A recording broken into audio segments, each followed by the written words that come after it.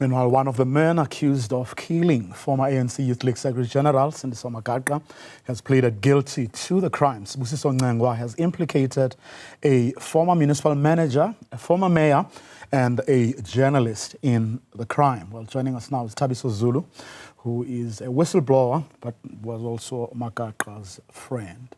A very good afternoon to you. Thank you very much for your time. First, your reaction, following, of course, Sibusiso Ncengwa's admission that indeed he was the one who pulled the trigger.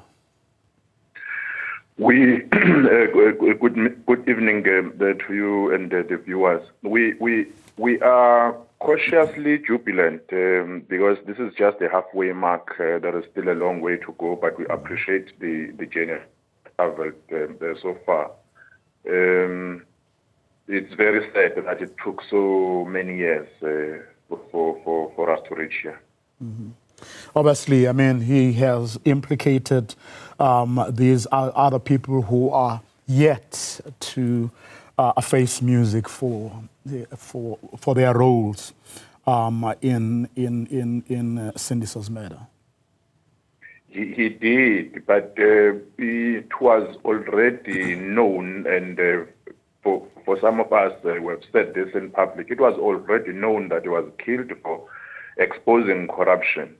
He was a martyr against corruption. Remember that among the people that are implicated, on top of the ones that we have already mentioned, is that the agents of the state played a role, hired, bought a car, a Mercedes-Benz, bought an AK-47 to assassinate a whistleblower. We are not surprised, because whistleblowers are not protected by the state, but instead the agents of the state that are supposed to protect the whistleblowers are the ones that are actively involved in assisting the political gangsters that kill the whistleblowers. From what you know, apart from obviously the two people he has implicated and the others you've just mentioned, from what you know, just how big and organized is this network, if I may call it that?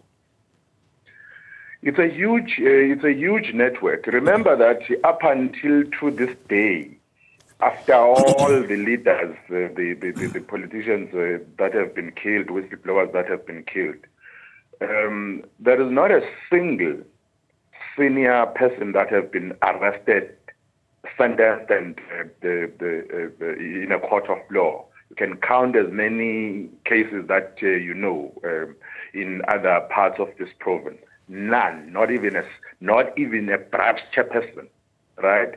So because people make sure that when one of their own, these gangsters operate as a mafia. It's like they are having an unwritten rule. It's an omerta. What in the mafia they call omerta, an unwritten rule where you are not supposed to speak out against corruption. My own organization says speak out against corruption. My government says speak out against corruption. You get killed. Some people within the sectors that are supposed to expose that will be part in making sure that they cover up the truth behind your killing, or they will deny you protection. Let's talk a bit about the politics' role in not only enabling these networks, but in protecting them as well. They are protected because some of the money that is looted is used to fund conferences, is used to fund luxurious lifestyles by these couples, by these political gangsters, the big shots in all in different spheres of our society, the village heroes. They want to continue amassing wealth so that they are going to be worshipped, because that's all that they want. They want to live big in the sea of poverty among our people.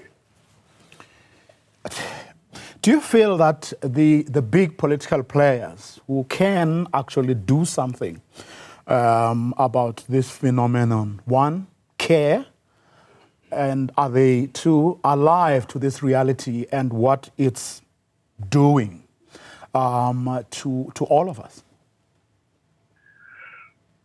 You see, Mr. Mpogo, one of the things that is painful in this whole thing is that when politicians are campaigning in elections, all of them are using, or most of them are using a corruption, a fight against corruption ticket. Once they get into power, they close their ears. They don't care how many people are crying about the corruption that is taking place in different places, the corruption that is stealing the future of our children. Currently, I've been pleading for the past 7 years with the NPA.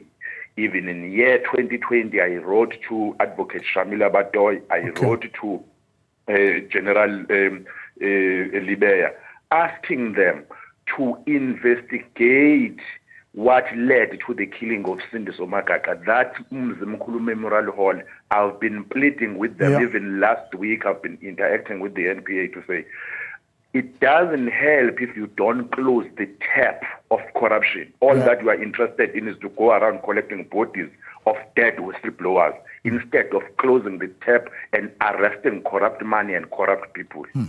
Thabiso Zulu, let me thank you very much for your time. Whistleblower, but also Magaqa's friend, reacting, of course, to Sibusiso Ncengwa, who has implicated a former municipal manager, a former mayor, as well as a former journalist in the crime.